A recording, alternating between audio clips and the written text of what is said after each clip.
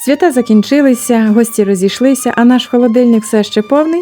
Сьогодні показую, як перетворити залишки святкових продуктів на справжні кулінарні шедеври. Приготуємо з вами дві смачні перші дуже поживні страви, пиріг із зеленню та вареними яйцями і закарпатську картоплю з ковбасками. Готуються вони надзвичайно просто, а інгредієнти даю перед початком кожного приготування в самому відео. Квашена капуста – це природний суперфуд.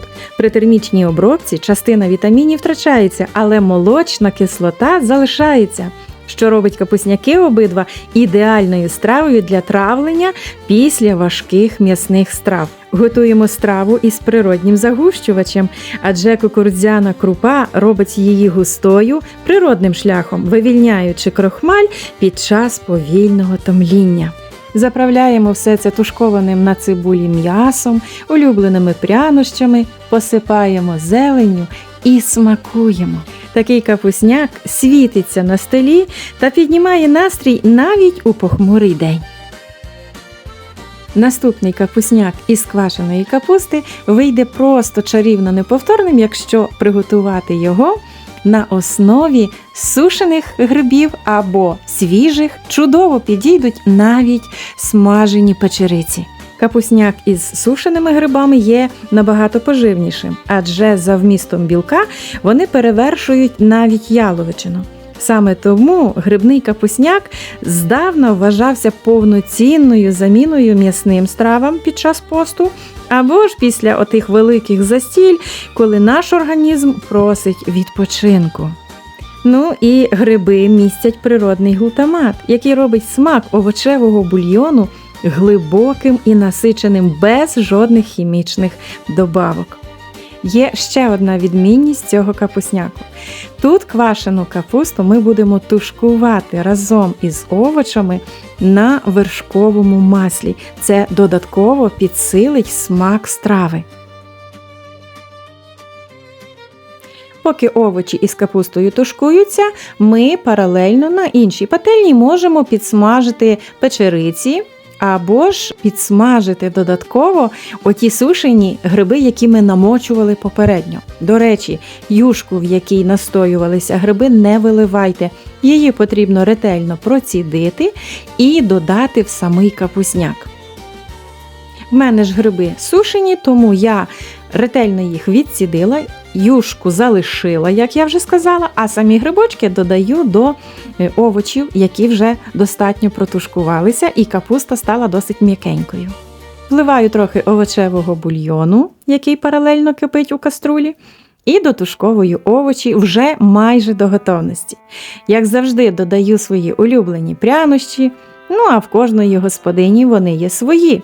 Свій букет, який робить ваші страви неймовірно насиченими та смачними. Змішую все в каструлі, в якій уже варилася картопля, і ще проварюю буквально декілька хвилин до готовності овочів і насичення цієї смачної грибної юшки.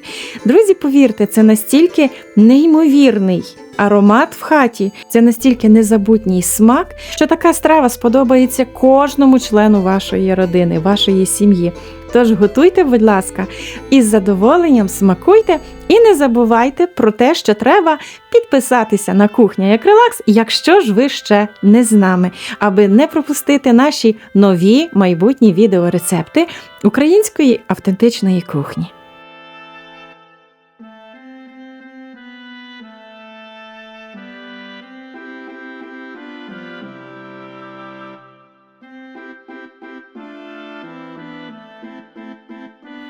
Наступною буде страва, яка чудово смакуватиме з тим чи іншим капусняком, який ми вже з вами щойно готували. Це заливний пиріг на основі зеленої цибулі, шпинату та подрібнених відварених яєць. Зелена цибуля містить вітаміну С більше, ніж цибуля рібка. В поєднанні з жовтком яєць, яке є джерелом вітаміну Д і холіну, цей пиріг перетворюється на справжній антистрес-коктейль для організму весною. Ну а шпинат називають мітлою для шлунку. Після святкових застіль це незамінний інгредієнт, адже він містить багато клітковини, яка допомагає очистити наш організм. І саме тому наш пиріг з яйцем, цибулею та шпинатом – це ідеальний детокс-варіант після важких страв. Та і взагалі, друзі, поєднання яєць і зелені в пирогах – це одна з найдавніших традицій слов'янської кухні, яка колись та й зараз символізує прихід весни та пробудження природи. Тож подрібнили всі інгредієнти і готуємо заливку для нашого пирога. Тут все також надзвичайно просто. Яйця, сметана, прянощі, борошно та розпушувач. І ретельно, вінчиком, без використання міксера, все це гарненько перемішуємо. Ще одна досить цікава річ про наш пиріг. В шпинаті рекордна кількість хлорофілу. Щоб наш пиріг був смарагдового кольору, то шпинат найкраще додавати свіжим. Хлорофіл за структурою схожий на наш гемоглобін, тому шпинат часто називають зеленою кров'ю рослин. Заливаємо все це тістом і будемо викладати в змащену форму для запікання в духовці.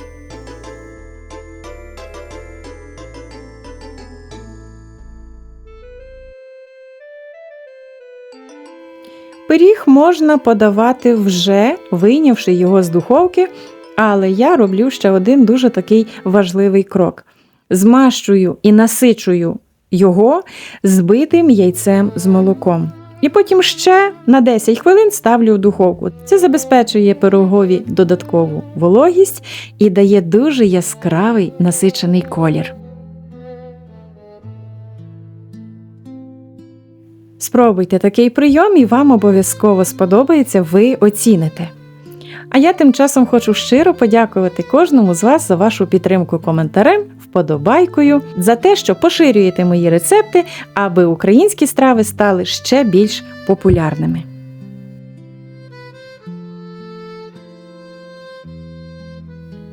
Наступна страва, друзі, називається шарувата картопля, або ж це звучить в перекладі з угорської, а в оригіналі як рокот крумплі.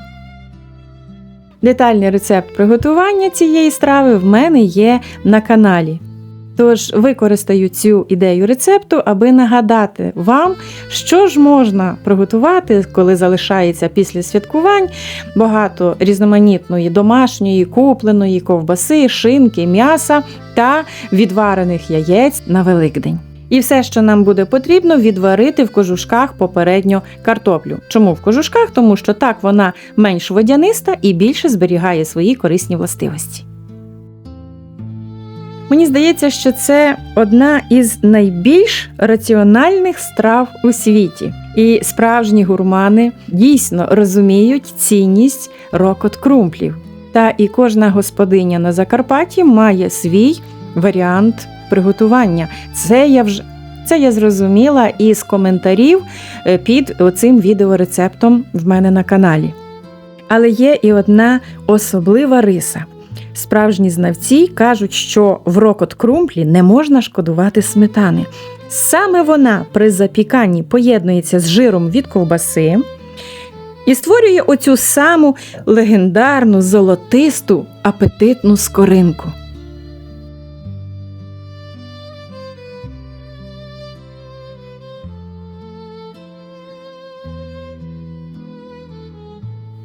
Тож беремо цей факт до уваги і готуємо соус-заливку. Сметану краще використовувати домашню, високої жирності, тоді страва буде ще більш насиченішою. Не забуваємо про прянощі, адже кухня як релакс – це улюблені прянощі, з якими кожна страва стає особливою.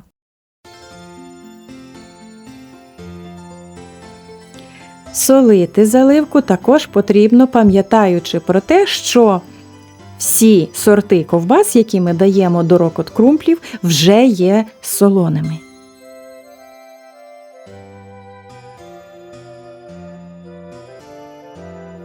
Ну а далі, друзі, процес простий. Форму для запікання змащуємо смальцем або маслом, кому як більше смакує. І викладаємо шарами, адже рокот крумплі – це є, власне, шарувата картопля. Викладаємо шарами всі наші інгредієнти, які ми перед тим підготували, заливаючи їх заливкою.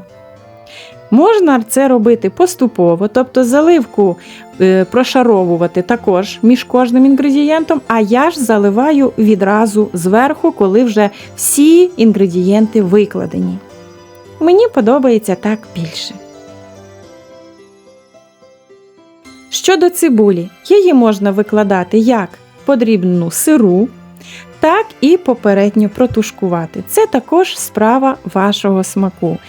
Скажу лише, що в процесі запікання, приготування в духовці, як сира цибуля, так і злегка протушкована, встигає приготуватися достатньо. Тож не бійтеся експериментувати та давати продуктам друге життя. Як бачите, страви після забави можуть бути навіть смачнішими за святкові делікатеси. Адже кулінарія – це не лише про складні рецепти, а про вміння створювати затишок навіть в звичайні будні уже після свят. Дякую, що готували разом зі мною. Нехай у вашій оселі завжди пахне смачно, а на душі буде тепло. Мирного неба над вашими головами. До зустрічі у наших нових відеорецептах. З вами була Кухня як релакс.